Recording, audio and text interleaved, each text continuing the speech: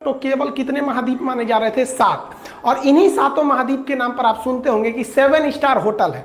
7 star hotel का मतलब उस होटल के अंदर आपको पूरे महाद्वीपों का जहां जहां जो जो वेराइटी का खाना आप ऑर्डर कीजिएगा तो वो बना के आपको देगा।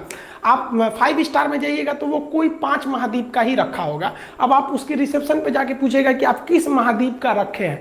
2 स्टार में 2 ही महाद्वीप का रखेगा। कभी आप 9 स्टार होटल सुने हैं? कहाँ से ले आएगा वो वहाँ पे? तो ये 5 स्टार 7 स्टार होटल का मतलब आप समझे। आप अगर कम्युनिस्ट लोगों को अगर झंडा देखेंगे, कम्युनिस्ट आप पॉलिटी में पढ़ाएंगे कम्युनिस्ट क्या होते हैं, तो उनके झंडे पे 5 ही स्टार होता है। आप यहाँ गिनिए 5 स्टार होता है।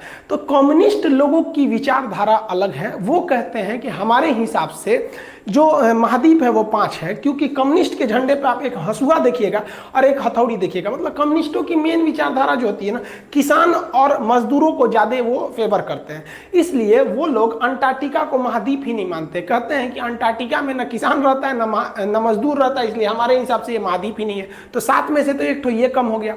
दूसरा, ये लोग एशिया को और यूरोप को अलग महाद्वीप नहीं मानते हैं। वो एशिया और यूरोप को यूरेशिया कहते हैं। तो एक इधर से कम हो गया। तो इनके पे 5 झंडे का ये मतलब होता है कि इनकी विचारधारा के हिसाब से महाद्वीप जो है वो 5 है।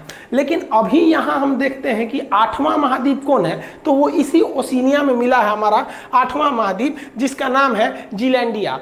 अब ये जीलैंडिया कौन सा महाद्वीप है भाई? तो जीलैंडिया देखिए ध्यान से, ये आपका ओशिनिया का पूरा रेंज हो गया।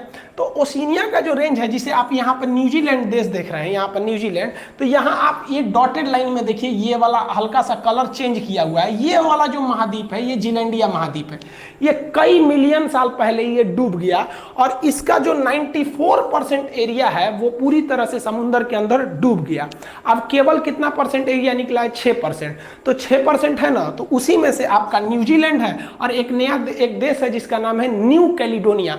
यहां पर आपको हल्का सा ग्रीन दिख रहा होगा, एक ये न्यूजीलैंड।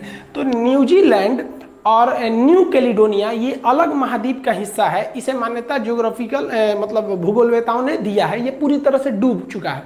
अब इससे फायदा जो होगा सबसे ज़्यादा न्यूजीलैंड और इसके आसपास के देशों को होगा, क्योंकि ऐसा अंदेशा जताया जा रहा है कि ये जो डूबा हुआ महाद्वीप है इसमें बहुत ज़्यादा मात्रा में गैस, पेट्रोलियम, नेचुरल रिसोर्सेज बहुत ही ज़्यादा है। लेकिन अगर आप जीलैंडिया को देखिएगा ओशिनिया के नज़र से, तो ये है आपका न्यूजीलैंड, ये न्यूजीलैंड है और ये आपका न्यू कैलिडोनिया।